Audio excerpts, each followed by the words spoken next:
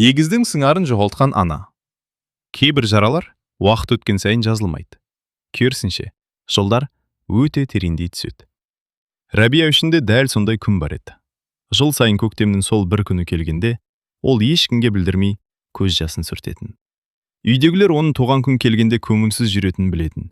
Бірақ жүрегінде қандай дауыл тұрғанын ешкім толық түсінбейтін.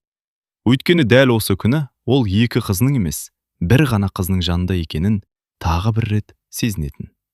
22 жыл бұрын, Қызылорда.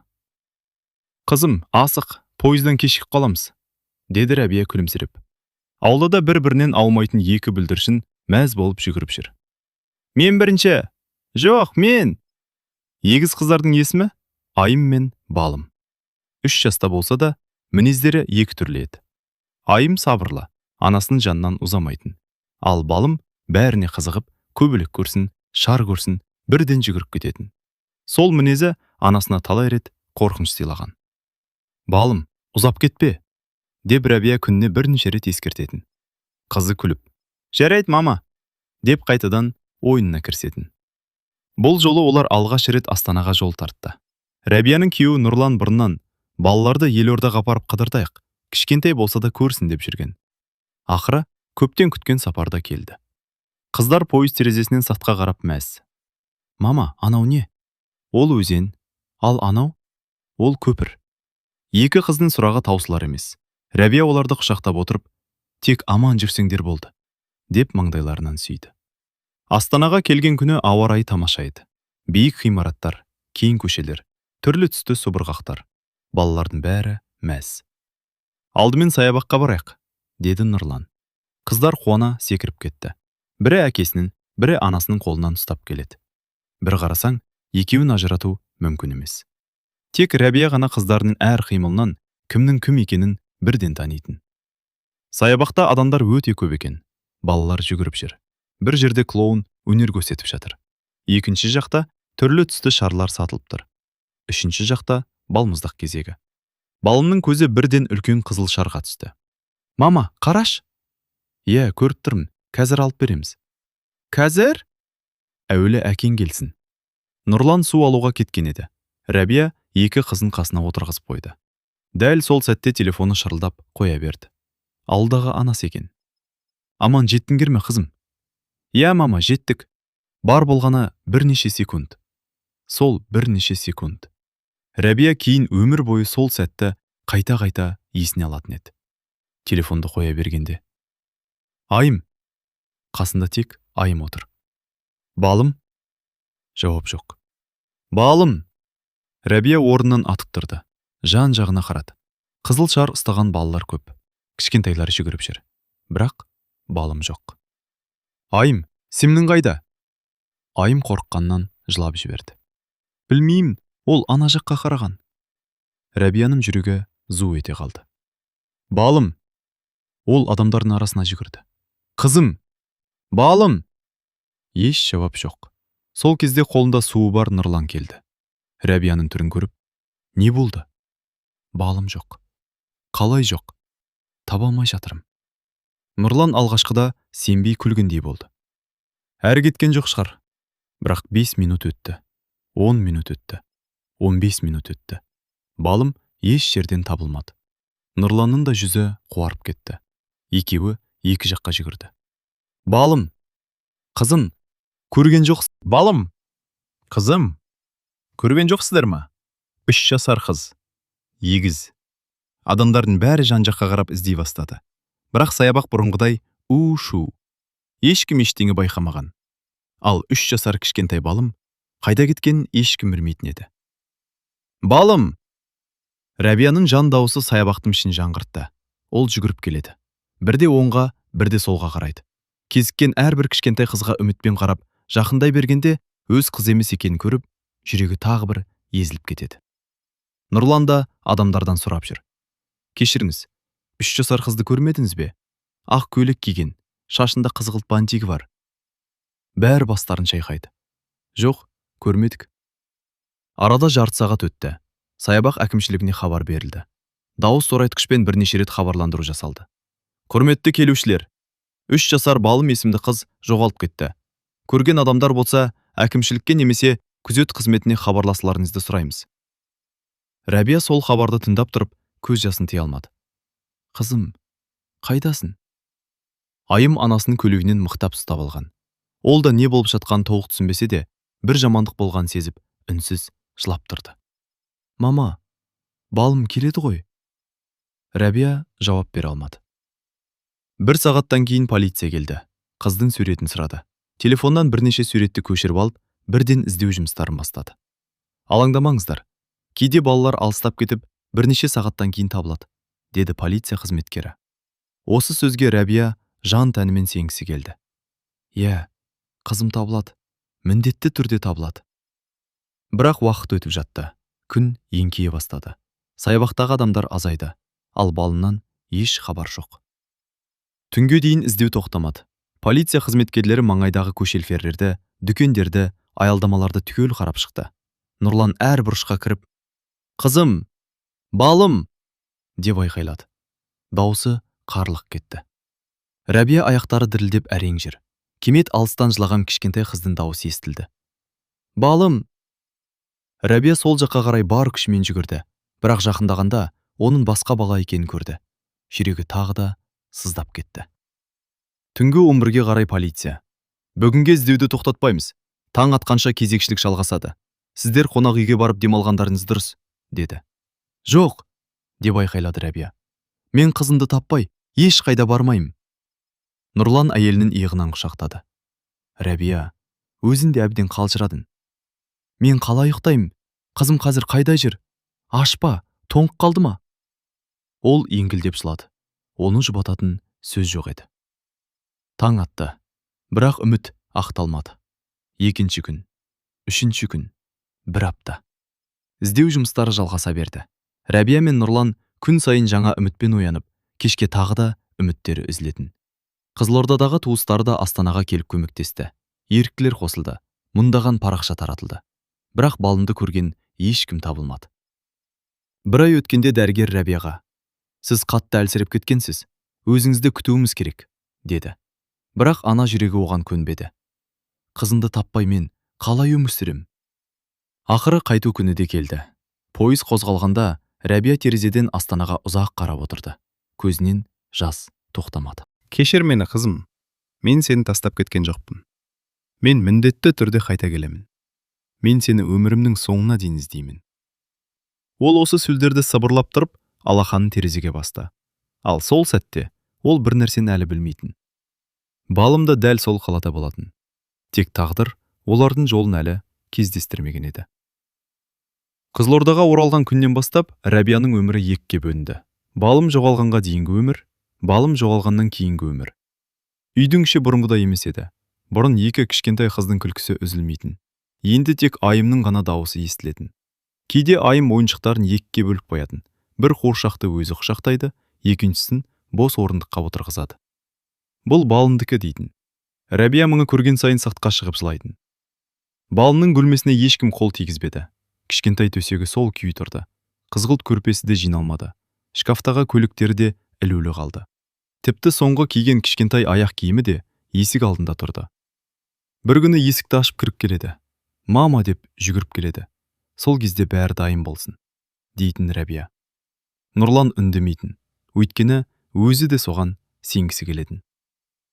Арада бір жыл өтті. Сосын 2 жыл. 3 жыл. Жыл сайын көктем келгенде Рәбия мен Нұрлан Астанаға қайта баратын. Өздері алғаш барған саябаққа соғады. Сол орындыққа отырып, ұзақ үнсіз қалатын. Күзетшілер ауысқан, дөңгешектер өзгерген, жаңа ағаштар егілген. Бірақ Рәбияның есінде бәрі кешегідей еді. Дәл осы жерге отырғанбыз. Ана жаққа қарап кеткен еді. Осы жерден жоғалып кетті. Әр келген сайын полиция бөліміне де кіретін. Жаңа ақпарат бар ма? Жауап өзгермейтін.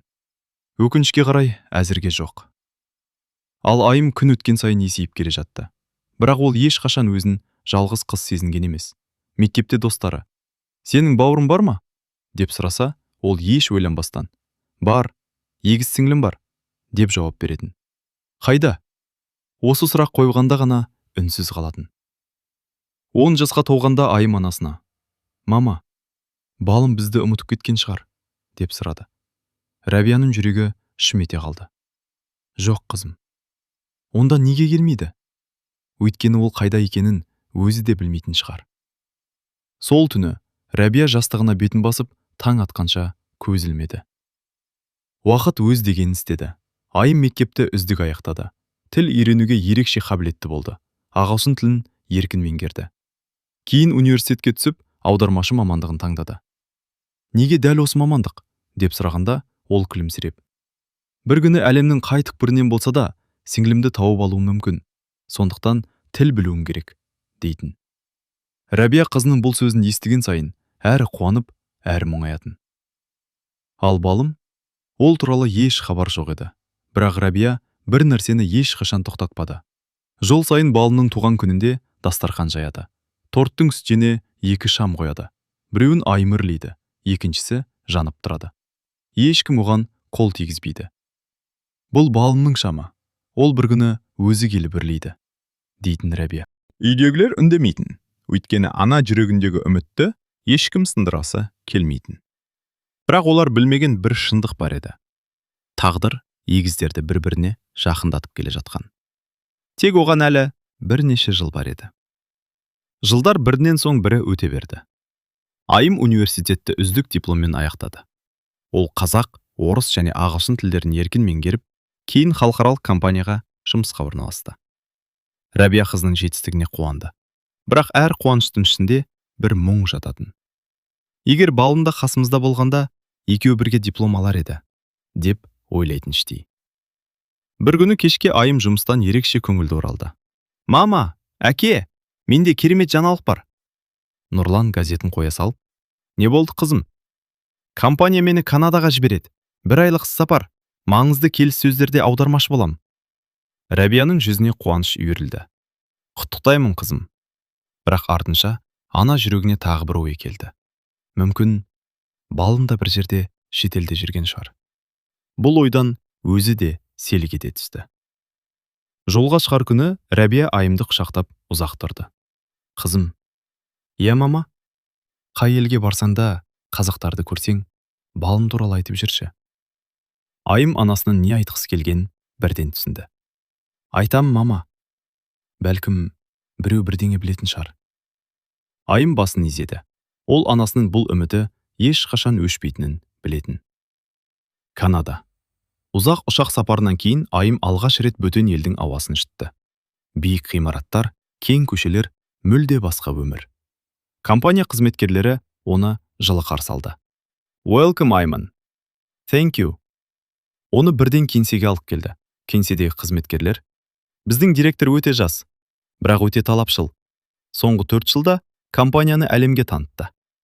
Қазақ қыз екенін естідік, бірақ өзі қазақша білмейді. Осы сөз соңғысы Айымның құлағына ерекше естілді. Қазақ қызы?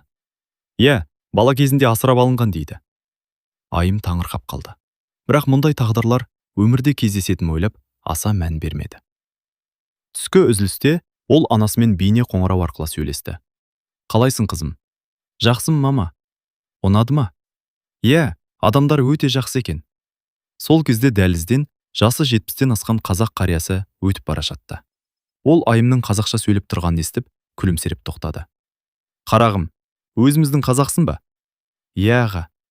Шіркін-ай, мына кеңседе тағы бір қазақ қыз бар, бірақ қазақша білмейді. Рас па? Иә, обал болды. Бала кезінде шетелге кетіпті дейді. Қария сөзін аяқтамай өз шаруасымен кетіп қалды. Айым ойланып қалды. Неткен тағдыр. Келесі күні таңертең үлкен жиналыс өтетін болды. Барлық қызметкерлер конференц-залға жиналды. Директорымыз бірнеше минуттан кейін келеді, деді хатшы. Айым ноутбугын ашып, құжаттарын дайындай бастады. Есік ашылды. Бөлмеге қара костюм киген жас әйел кірді. Айым басын көтеріп қарады. Қолы қалтырап кетті. Тынысы тарылды. Қарсы алдында тұрған қыз өзіне айнадан қарағандай еді. Бірдей көз, бірдей қас, бірдей күлкі шұңқыры. Тіпті бойы мен жүрісі де ұқсас. Залдағы бірнеше адамда аңтаң болып, екеуіне кезек-кезек қарай бастады. Ал директор да орнында қатып қалды. Ол да Айымнан көзін ала алмай тұр еді. Конференция залда бір сәтке тыныштық орнады. Директордың көмекшісі де, жиналысқа келген қызметкерлер де бір-біріне таңырқай қарады. Екі жас қыз. Бір-біріне соншалық ұқсайтын. Тіпті алғаш көрген адам оларды туған әпкелі, сіңлілі деп ойлар еді. Директор өзін тез жинап алды. Жымиып, "Good morning, everyone." Жиналыс басталды. Бірақ Айымның ойы құжатты емес еді. Ол көз қиығымен директорға қайта-қайта қарай берді. Мүмкін емес. Осынша ұқсастық бола ма? Ал директор да кейде оған ұзақ қарап қалып, ойын жинақтай алмай кететін. Жиналыс аяқталған соң қызметкерлер сыртқа шыға бастады. Айым да ноутбугын жинап жатқан. Сол кезде хатшы келіп, "Мисс Айым, директор сізді кабинетіне шақырып жатыр", деді. Айым таңырқап қалды. "Мені ме?" "Иә." Директордың кабинеті кең әрі жарық болатын. Терезеден қаланың зәулім ғимараттары көрінеді. "Please, have a seat", деді директор күлімсіреп. Айым орындыққа жайғасты. Бірнеше секунд үнсіздік орнады. Сосын директор ағылшын тілінде, "Бүгінгі жиналыс бойы мен бір нәрсе туралы ойлап отырдым." "Не туралы?" "Біз бір-бірімізге қатты ұқсаймыз." Айым да жымиып қойды. "Мен де дәл соны ойладым." "Бұрын сізге біреуге ұқсайсыз деп айтқан ба?" "Жоқ. Маған да ешқашан айтпаған." Екеуі де үнсіз күліп алды. Директор үстел үстіндегі жақтаулы суретті қолына алды. Онда оны асырап алған ата-анасы бейнеленген еді. "Бұлар менің әке-шешем. Мен оларды қатты жақсы көрем. Бірақ..." Ол сәл кідірді. "Мен олардың туған қыз емеспін." Айым таңырқап тыңдап отыр. "Олар мені Қазақстаннан асырап алған. 3 жасында. Менің алғашқы есімім басқа болған сияқты. Бірақ есімде ештеңе жоқ. Асырап алған соң маған Белла деген ат қойған." Айымның жүрегі бір соғып кетті. 3 жас. Қазақстан. Бірақ ол мұны жай ғана сәйкестік шығар деп ойлады. "Ал сіздің отбасыңыз ше?" деп сұрады Белла. Айым терең дем алды. "Менің егіз сіңлім болған." Белла бірден басын көтерді. "Болған?" "3 жасымызда Астанада жоғалып кеткен." Белланың жүзі өзгеріп кетті. "Егіз?" "Иә." "Табылмады ма?" "Жоқ." Кабинет іші қайтадан үнсіз қалды. Белла қолындағы қаламын еріксіз қыса түсті. "Қызық екен." "Не қызық?" "Мен де шамамен 3 жасымнан бұрынғы өмірімді мүлде есіме түсіре алмаймын." Айымның жүрегі бұрынғыдан да қатты соға бастады. Бірақ ол өзін сабырға шақырды. "Жоқ, бұлай болуы мүмкін емес." Дәл сол кезде Белла орнынан тұрып, кофе құю үшін жеңін сәл жоғары тұрды. Айымның көзі оның оң білегіне түсті.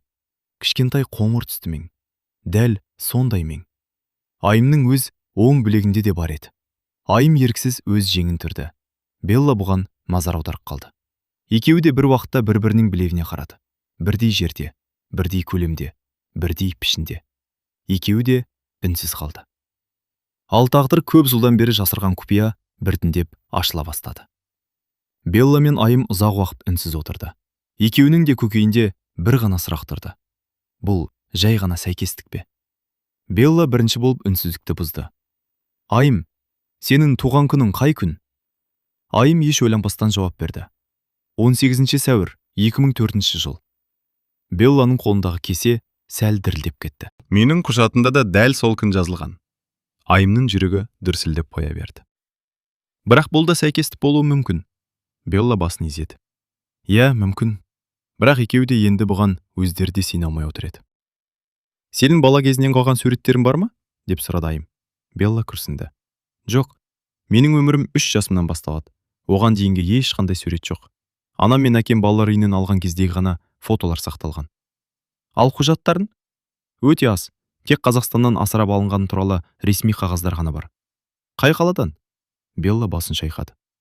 "Нақты жазылмаған, тек Қазақстан деп көрсетілген." Айым көңілі түсіп кетті. Кешке қонақ үйге келген соң Айым бірден анасына телефон соқты.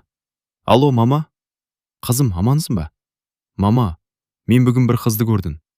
Рәбия қызының даусынан бір ерекше өзгерісті сезді. "Не болды?" "Ол маған айнымай ұқсайды." Телефонның ар жағында үнсіздік орнады. "Ұқсайды дейсің бе?" "Иә, тіпті қолындағы менге дейін бірдей." Рәбия орнынан баяу тұрды. "Қызым, сен қазір не айтып тұрсың?" "Оның да туған күні біздікімен бір күн."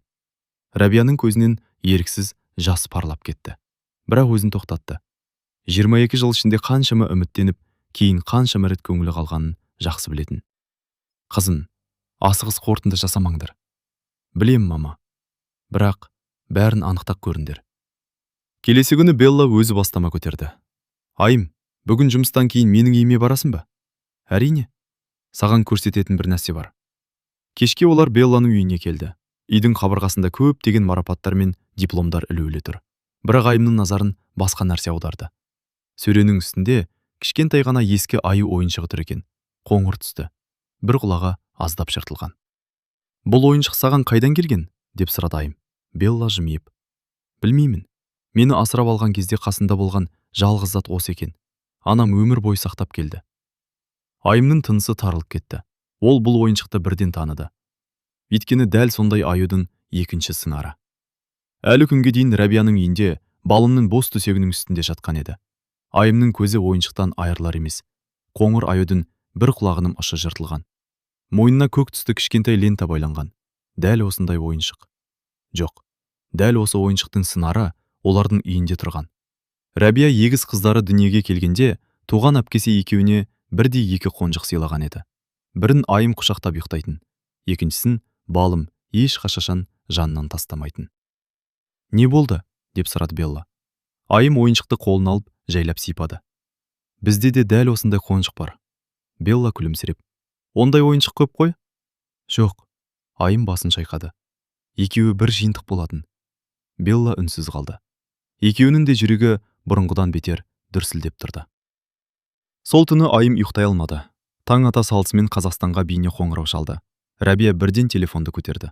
Қызым, мама, балымның қонжығы қайда? Рәбия таңы қап қалды. Сол баяғы орында тұр ғой. Маған көрсетші. Рәбия асығыс балының бөлмесіне кірді. 22 жылдан бері ештеңе сөздермеген. Төсек, көрпе, қуыршақтар. Периз алдындағы гүл. Ал жастықтың үстінде қоңыр қонжық. Рәбия телефонды жақындатты. Белла да айымын жанында үнсіз қарап тұр еді. Ол экрандағы ойыншықты көргенде еріксіз демін ішіне тартты. Екі қонжық. Бірдей. Тіпті мойнындағы көк лентасына дейін ұқсас. Белла жай ғана сыбырлады. Impossible. Рәбия Белланы байқап қалды. Телефон экраннан оған ұзақ қарады. Бір сәтке демі тоқтап қалғандай болды. Қолындағы телефон дірілдеп кетті. Айым? Я, мама. Ана қыз. Кім? Айым жауап бере алмады. Белла да экраннан көз алмай тұр. Рәбия орнынан баяу тұрып, телефонды жүзіне жақындатты. Экранның ар жағындағы қыз. Тура балым сияқты. Тіпті күлімдеген кезде сол жақ бетіне түсетін кішкентай шоңқырына дейін бірдей. Рәбияның көзінен жас парлап кетті. Ол еріксіз экранға алақанын қойды. Қызым. Белла ештеме түсінбей тұрса да, жүрегі шымырлап кетті. Неге екенін өзі де білмеді. Экрандағы әйелдің жылағанын көргенде, оның да көзіне жас келді. Біз енді күтіп отырмаймыз, деді айым. Не істейміз? Деді Белла. ДНК сараптамасын тапсырамыз. Белла үнсіз басын изеді. Екеуі де бұл жауаптан қорқатын, бірақ енді шындықтан қашу мүмкін емес еді. Сол күні түстен кейін олар ең сенімді зертханаға барып, ДНК талдауына қан тапсырды. Қызметкер. Нәтиже шамамен 1 аптадан кейін дайын болады, деді. 1 апта. Екеуіне ол 1 жылдай ұзақ көрінді. Өйткені сол 1 апта олардың бүкіл өмірін өзгертуі мүмкін еді. ДНК сараптамасына қан тапсырғаннан кейінгі күндер Айым мен Белла үшін өте ауыр өтті. Екеуі де жұмысқа келіп кеткенмен, ойлары басқа жақта еді. Бұрын олар жай ғана әріптес болатын. Енді бір-біріне еріксіз жақындай бастады. Түскі асты бірге ішеді. Жұмыстан кейін бірге серуендейді. Кейде екеуі бір уақытта бір сөзді айтып қалып, өздері күліп жіберетін. Біз тіпті бірдей ойлайды екенбіз, деді Белла күлімдеп. Бұрыннан солай болған шығар, деп жауап берді Айым. Өзі де бұл сөзді неге айтқанын түсінбей қалды. Қазақстанда Рәбия үшін әр күн азапқа айналды. Ол телефоннан көз алмайтын болды. Күнде қызына бірнеше рет хабарласады. Жаңалық жоқ па? Жоқ, мама. Нәтиже шықпады ма? Әлі жоқ. Рәбия түнімен дұға оқып шығатын. Уа Алла, егер ол менің қызым болмаса, маған тағы үміт берме. Ал егер өз қызым болса, аман есен қауыштыра көр. 7-ші күні таңертең Енізінің телефоны шырылдады. Экранда зертхананың нөмірі тұр. Оның қолы дірілдеп кетті. Белла. Иә, зертханадан хабарласым жатыр. Белла да өні қашып, орнынан тұрды. Айым телефонды көтерді. Сәлеметсіз бе? Сәлеметсіз бе? Сіздің ДНК сараптамаңыз дайын болды. Егер мүмкіндігіңіз болса, бүгін келіп қорытындыны алып кетіңіз. Телефонмен айта алмайсыз ба? Кешіріңіз, мұндай нәтижелерді тек өзіңізге тапсырамыз. Қоңырау аяқталды. Екеуі үнсіз бір-біріне қарады. Зертханаға жеткенше еш қайсысы сөйлеген жоқ. Қызметкер мөрленген конвертті үстелдің үстіне қойды. Қорытынды осының ішінде. Айым конвертті ашуға батыл жетпеді. Белла да үнсіз тұр. Ақыры Айым қағазды жайлап ашты. Алғашқы жолдарды көзі шалып өтті. Сосын соңғы қорытындыға тоқталды. Көзінен жас ыршып кетті. Қағаз қолынан түсіп қала жаздады. Белла қорқып, «Не болды?» Айым сөйлей алмады. Қағазды Беллаға ұсынды. Белла дірілдеген қолмен оқи бастады.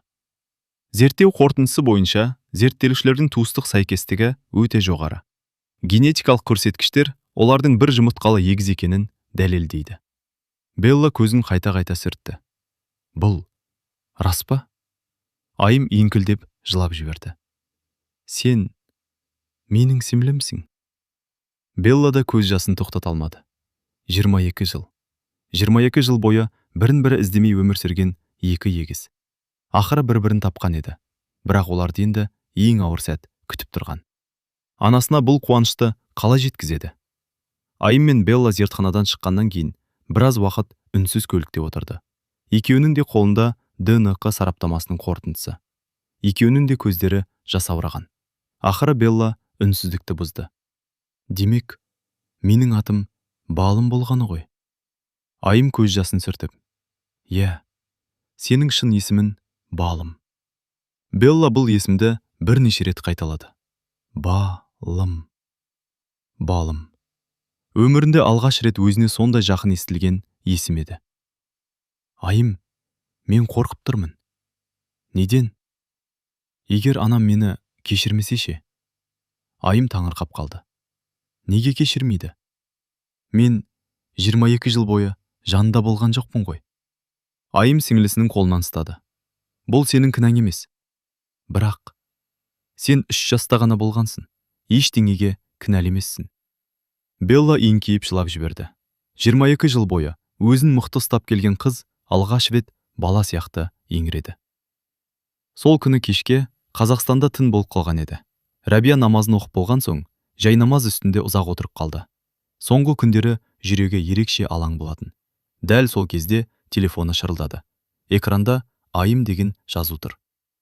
Алло, қызын? Арғы жақтан жауап болмады. Тек жылаған дауыс естілді. Айым? Не болды? Бірнеше секундтан кейін Айым әрең сөйледі. Мама. Иә, қызым. Біз таптық. Рәбия түсінбей қалды. Нені таттыңдар? Айым тағы жылап жіберді. Балымды. Телефон Рәбияның қолынан сусып түсті. Ол еденге отырып қалды. Көзінен жас тоқтаусыз ағып жатты. Я Алла. Осы сөзден басқа ештеңе айта алмады.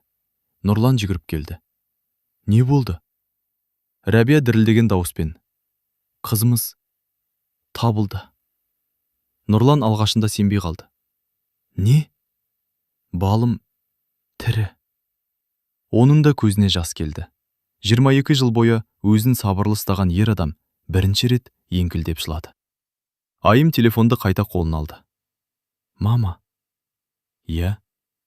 Мен саған бір адамды көрсетемін. Камера баяу бұрылды. Экранға Белла көрінді. Ол үндемей тұр. Көзі қызарып кеткен. Рәбия телефонға жақындай түсті. Қызым. Белла еріксіз жылай бастады. Мен... Қазақша айту оған қиын еді. Айым ақырын аударып тұрды. Ол мені кешіріңіз деп жатыр. Рәбия басын шайқады. Жоқ, қызым. Сен ештеңеге кінәлі емессің. Мен сені бір күнде ұмытқан жоқпын. Сенің төсегіңді де, ойыншықтарыңды да сол күйі сақтап қойдым. Белла көз жасын тыя алмады. Мама. Бұл оның қазақ тілінде айтқан алғашқы сөз еді. Рәбия сол сөзді естігенде екі қолмен бетін жауып өксіп жылады. 22 жыл күткен жалғыз сөз. Мама. Бірақ оларда әлі де бір үлкен кездесу күтіп тұрған еді. Өйткені 22 жылдан кейін анасы қызын алғаш рет құшағына басатын күн жақындап келе жатқан болатын. Телефонмен сөйлескеннен кейін Рәбия 1 минутта үйде отыра алмады. Нұрлан, ертең таңертең Канадаға ұшамыз. Нұрлан еш ойланбастан: «Иә, барамыз». Екеуі сол түні көз ілмеді. Рәбия чемодан жинап жатып, бір сәт шкафтың жоғарғы сөресіне қарады. Сол жерде кішкентай қызғылт көйлек бүктеулі тұрған. Балын жоғалған күні кигеніне ұқсас, тағы бір көйлегін ол 22 жыл бойы сақтап келген еді. Рәбия көйлекті құшағына қысып, үнсіз жылады. «Қызым, енді сені құшақтаймын». 2 күннен кейін Канада әуежайында Айым мазасызданып тұрды. Белла да оның жанында. Ол өмірінде бірінші рет туған анасын көргелі тұр. «Қатты қорқыптым», деді Белла. Айым оның қолынан ұстады. «Ол сені өмір бойы күтті. Егер мені танымай қалса ше?» Ана жүрегі ешқашан баласын ұмытпайды. Келушілер шығатын есік ашылды. Жолаушылар бірінен соң бірі шығып жатты. Белла алыстан қазақы орамал таққан әйелді көрді. Қасында шашына ақ түсе бастаған ер адам келе жатыр. Рәбия да адамдардың арасынан екі қызды бірден байқап қалды. Бірдей жүз, бірдей бой, бірдей күлкі. Ол қайсысының балым екенін бірден түсінбеді, бірақ жүрегі сезді. Белла да орнынан қозғала алмай қатып қалған. Көздері түйіскен сәтте Рәбия: «Балым!» деп айқайлап жіберді. Белла сол сөзді естігенде көзінен жас парлап кетті. Ол да анасына қарай жүгірді. «Мама!» Екеуі құшақтасқан күйі ұзақ тұрды. 22 жыл бойы жиналған сағыныш, өкініш, үміт пен көз жасы бір құшақтың ішінде тоғысты. Әуежайдағы адамдар да үнсіз қарап тұрды. Кейбірінің көзіне жас келді. Нұрлан қызының жанына келді. Белла оған қарап: «Әке», деп ақырын айтты. Нұрлан қызын құшақтап: «Қызым, қанша жыл күттік сені», деп жылап жіберді. Белла өмірінде бірінші рет туған әкесінің құшағын сезінді. Бірнеше күннен кейін бүкіл отбасы Қазақстанға оралды. Қызылордадағы үйдің есігін ашқанда Белла айналасына үнсіз қарады. Үйдің әр бұрышы өзіне бір түрлі таныс сияқты көрінді. Рәбия оны баяу балының бөлмесіне ертіп келді. Есік ашылды. Бөлме сол күйінде сақталған. Кішкентай төсек, қуыршақтар, терезе алдындағы гүл, ал жастықтың үстінде жатқан қоңыр қонжық. Белла оны қолына алды, көзін жұмды. Сол сәтте бала күнінен көмескі бір көрініс елестегендей болды. Бірақ анық есіне түспеді. Ол жай ғана қонжықты құшағына қысып жылады. Бірнеше айдан кейін Белла Қазақстанға бір жола көшіп келуге шешім қабылдады. Компанияның Қазақстандағы филиалын басқаруға келісім берді. Енді ол ата-анасына жақын болады. Қазақ тілін үйрене бастады. Алғашқы үйренген сөздері: «Мама», «Әке», «Айым». Келесі туған күнде дастархан басында 4 шам қойылмады. 2 шам ғана жанды. Бұл жолы Рәбия: «Қыздарым, бірге өрлеңдер», деді. Айым мен балым бір-біріне қарап күлімсіреді. Екеуі бірге шамдарды үрлеп өшірді. Рәбия көз жасын сүртіп тұрып: «Енді менің ешқандай арманым қалған жоқ», деді. Кейде тағдыр адамдарды бір-бірінен алыстатады. Бірақ егер жүректе үміт өлмесе, ең ұзақ айырысудың да соңы қауышумен аяқталуы мүмкін.